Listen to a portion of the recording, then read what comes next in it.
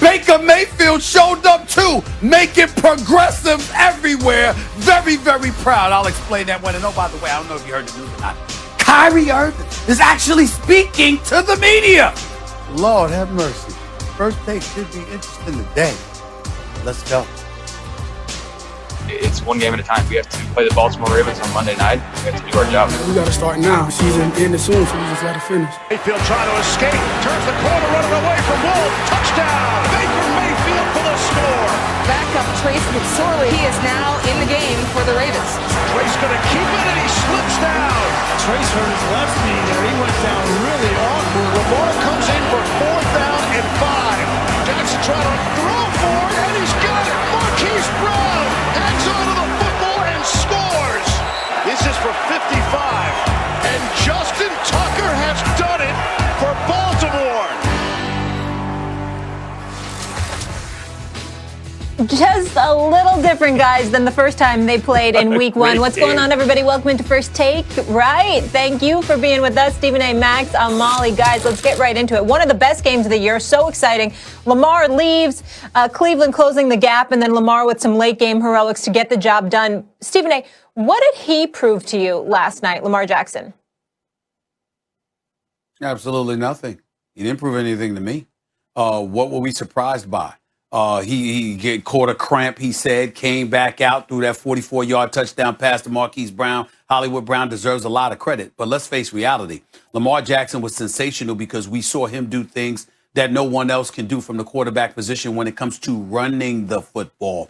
And he definitely deserves prop for that. He went 4 for 4 on the final drive. We understand what second to last drive, if I remember correctly. The guy was sensational last night. Please don't get me wrong. But what I saw from Lamar Jackson is what I expect to see. A guy that is electrifying, running the football, and that leaves you standing there in awe by saying to yourself, excuse me, if this brother ever gets to a point where he could be 60%, 70% of himself throwing the football as well as he is at running the football, then this brother would be in the MVP conversation each and every single year for the foreseeable future because he's that electrifying running the football.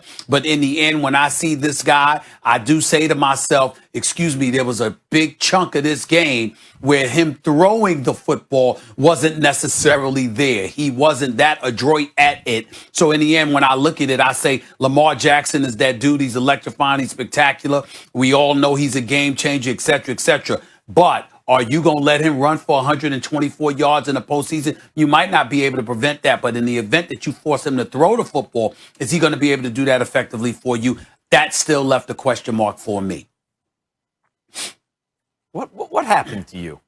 What happened to you along the way? Stephen A. Smith.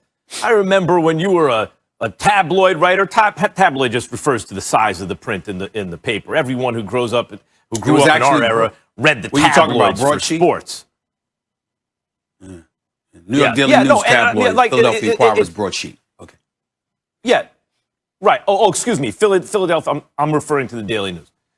The point is, I remember Stephen A. Smith. One of the great things about reading Stephen A. Smith was he saw the big picture.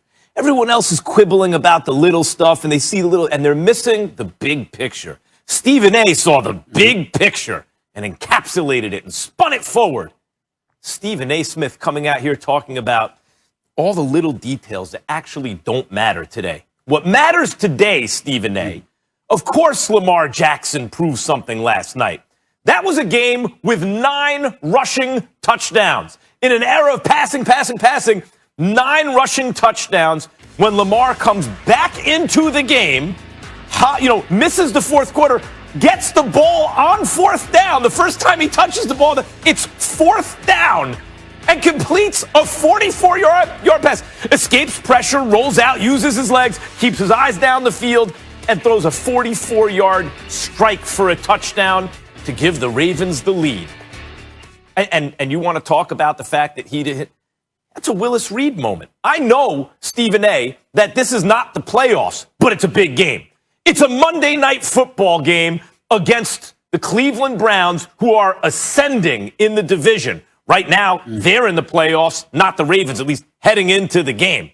And then, after throwing the 44-yard strike, Baker Mayfield leads them right back down the field. Now, how does a team respond to that? Damn, the other guy just did it. You even saw Baker nodding on the sidelines like, okay, I got to do it. I'm going to get this done. And the maturity and development of Baker, was really on display. And after doing that, was the team demoralized? Oh, there's like a minute to go. Lamar Jackson's got to get us into field goal range. Got a great field goal kicker, but still. 4 completions to get them into field goal range. So you mean to tell me Lamar Jackson, who can't pass when it matters, right? Who can't beat the big team under the spotlight, I've said that, who uses his legs, but can he get it done with his arm, comes in on 4th down, 4th and 5, throws a 44-yard strike for a touchdown to give you the lead, and then instead of being demoralized, the team obviously is energized by him. 4 completions, you're in field goal range, and you win the game. And today, Stephen A. Smith wants to come out and quibble about the fact that they ran the ball a lot. What happened to you? Well, I'm not quite. Well, first of all, you're not hearing my point, but there's nothing new there. I know it's hard for you to comprehend where I'm coming from because I don't say whoops when I'm wrong and move forward like I never was wrong. I acknowledge it. But here's the reality of the situation. When you look at Lamar Jackson, I will remind you, Max Kellerman, that coming into the playoffs last year, I took the same position that I'm taking now. It was you that was raving about what he had been doing against everybody in the regular season. And I kept telling you, excuse me, when you play the quarterback position, if you're going to make things happen, you've got to be able to throw the football. So everything that I'm going to analyze and dissect about you is going to be based off of that premise, particularly when it's coupled with expectations that precede the season. So coming into the season, we're looking at the Baltimore Ravens. We're predicting they're going to win the AFC North. Obviously, they have fallen off a little bit. The Pittsburgh Steelers surprised everybody. They go out to 11 straight wins to start the season. We see the Baltimore Ravens have some trouble. We know some of it was due to COVID-19 and beyond. We get all of that, but we also saw Lamar Jackson, who suffered real symptoms from COVID-19. We understand it because I think he slept for like 10 straight days, according to the reports or what have you. He was really, really feeling the effects of it. And if we're going to look at Cam Newton and say some residual effects from that might have affected his play, we can definitely surmise that the same could be possible with Lamar Jackson. But in the end, we have 2 postseason losses in as many appearances to fall back on. We have his electrifying running ability, but his inability to throw the football effectively to fall back on. So when I look at him last night and taking the heroics at the late game aside, because we have to acknowledge that that did happen, I'm looking at the vast majority of this game was predicated on his ability to run the football and Baltimore's ability to run the football because they ran for over 230 yards last night